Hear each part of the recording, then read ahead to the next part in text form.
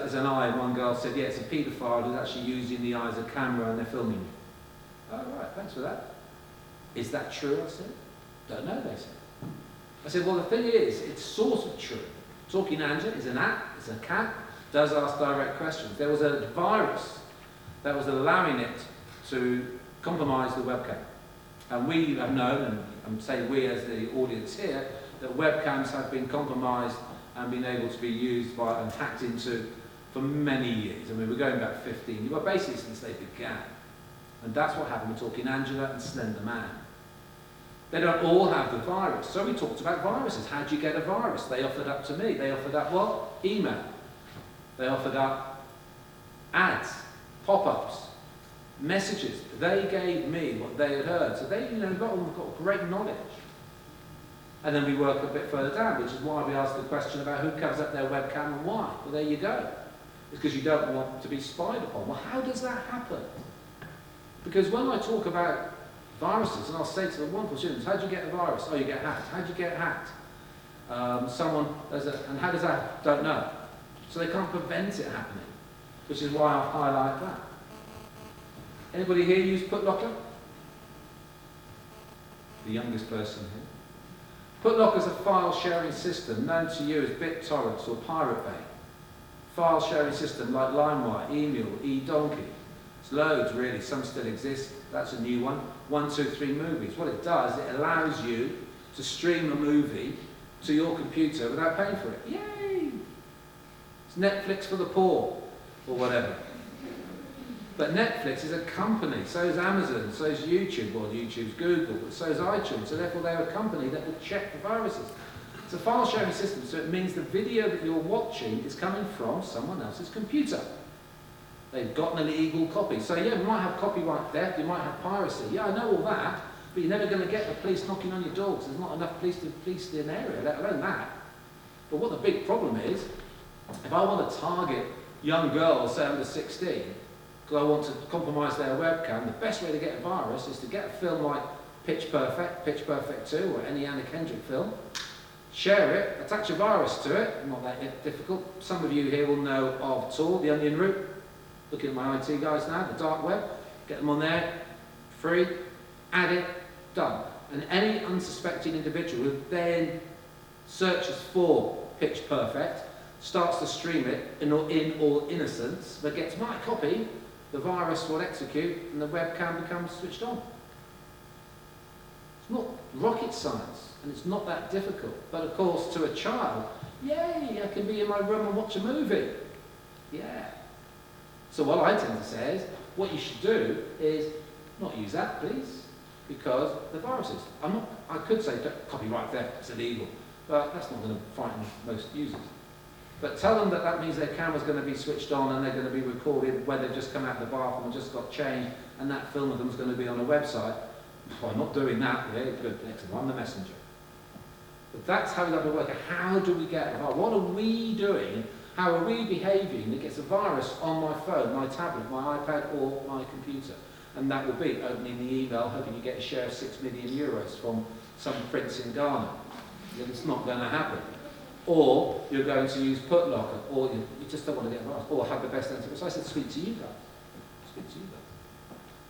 Then, finally, we got all the way down to works sort of a bit in age, really. Then it stands here the Google data retention, which I've sort of touched on. Power of GPS, but also cyber vetting. Cyber vetting is in.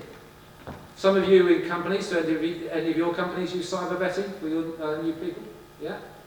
There where you could do it personally, you could get your HR, you could do it physically, or you could get software, or you can go to a company. Many companies now, you can send off 100 applicants and they can search. They will search everything to find out how you've been using social media. America's been using it for 5 years, including high schools now, the 16 plus. Universities here use it as well. Personally, I wrote an article 2 years ago, and I said cyber vetting has a place. Unfortunately, it should be used to look for the negatives, because that's what it does. You're looking for a reason not to hire somebody.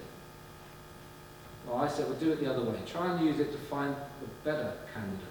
But what I pointed out today to a lot of them is that if you imagine you've got 100 applicants, all they're going to do is say, who is the most suitable?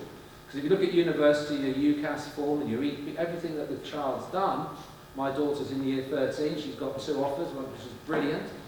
But what you've got is, they will get them and say, well, who's the most suitable? Because all the predicted grades are the same, personal statements are the same, the school report's the same. So how can they make a judgment, or quick judgment? Well, we'll use software. Who's been using social media in such a way that might be embarrassing for this university in the future? So they look at images. The algorithm can search to see how many images or videos are just skin, i.e. the sexting or the sexy selfie that might have been put out there. They can do that. They don't see it, they just get a written report. Oh, yeah, no interview. No, nothing there. To me, that's wrong. However, I understand it, because it just speeds it up. Or you might come out with the result that says, who's the most suitable candidate? That person. Why? Well, everybody else is average for their rating on Amazon. They're outstanding. But all the candidates have the same experience, the same qualifications. It's just something that's in place. Not as much as America, but I don't know where we're going to be in, say, 5 years' time. So I want to make sure that our wonderful students, mine included, my children, don't do anything now that's going to jeopardise their future. Because I had some wonderful responses from years 7 up. How many of you want to go to university? Yeah. Well, don't do anything now that's going to jeopardise that. You're going to be a straight A-star students, no doubt. Or was it 8-9? That's it, the target is 8-9. Those numbers, they are confusing, aren't they? Even for me as a governor, 8-9. Go back to the old days. But that's all. So acts in such a way, because I talked about the Snapchat streak. Has anyone using? Who's heard of the streak on the Snapchat? You've heard of it. So what's the number? The number equates to the amount of days, consecutive days, the user has sent and received back an image or video. Of course, I had a lot of response, and the highest averaged out at 350 days today, which is a long time. I don't take selfies. I am on Snapchat for friends. That's enough. It's all my family. It's all I need. I don't really use it, but it is the most popular messaging service. Not just pictures anymore. And of course, when I asked the question, I'd given the scenario that at Christmas time, speaking to my daughter Nicole, who had 272 days with her friend Louisa, and I said, what would happen if Louisa forgot? Which means that you go back to 0, you have to start all over again. She said, I would never speak to her again. Pressure of a number. So I said that, but I do get students who say, no, that won't happen to me or us. Won't happen to. Why? We've swapped login details and passwords. Right, okay. So I asked that today, how many? Quite a few. Oh yeah, we've done that. So I go through the adult way of thinking. So let me get this right. Your friend can't go online. So to keep the streak going, you log in as them. Yeah. You take a picture of yourself. Yeah. Who'd you send it to? Me. Don't get it. As an adult, what's the pleasure in that? Sending yourself a picture, you know. And they'll get no laugh. I said, well, that's what they're doing. It's just all because of a number. Is that dangerous? No, I'm just being a bit, trying to catch up or be down with the kids. But what it does mean, they will have this automatic, every single day, I must take a picture. The average amount of snaps per day is over in excess of 40. So we just know there's an abundance of pictures. And we now do know, the company Snap have said, the picture doesn't disappear. I'm not talking about screenshots, they just doesn't disappear. It's always on a server. What do we believe? I don't know. But that's why this year, the Safer Internet Day, which is run by a big organisation, big in the UK, first Tuesday in every February. This year was about the image. And imagery, if you like, what people are doing. Because certainly when it comes down to ages, we just ignore that. Interesting, some research, very quickly, research 2015, look at the ages, 12 to 15. Top one, using it too much. That's a third of 12 and 15-year-olds saying I'm using it too much. That's not bad, that. I quite like that. That means they're approachable. They might want something else. Oh, very quickly, the app, Forest. Anybody heard about the app, Forest? Who told me? Best informant I've got, my 17-year-old daughter. She's always been close, always been telling me. Tells me everything. Always tells her sisters.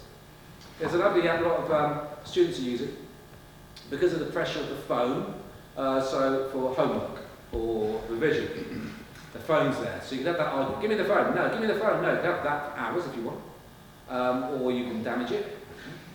Turn your entire 3G. So she's got this new app. What it is, it's Forest. What it is, it's a little, you set a timer on it. And it builds a tree, has an orchard. But the timer is 60 minutes, and that app blocks any other app working. So you can't get any notifications till the 60 minutes are up. And once it's started, you can't change it. Yay! So it means the phone can stay on. I said, can you get calls on it? She said, well, I don't know. But I don't mind it. How many of our daughters, how many times do they get a phone call? They don't, it's all messages. But it blocks the other apps. They don't work. So she'll get 60 minutes of peace. For her, that works. It means the phone isn't off, so that little habit of hers, she can't tell what I've got that. She loves it. It's called Forest. It's a free app. You might want to use it for your kids. Your choice. Because they are wonderful digital natives, and we, unfortunately, are the wonderful immigrants, and there is that divide. Even with you guys, this is the social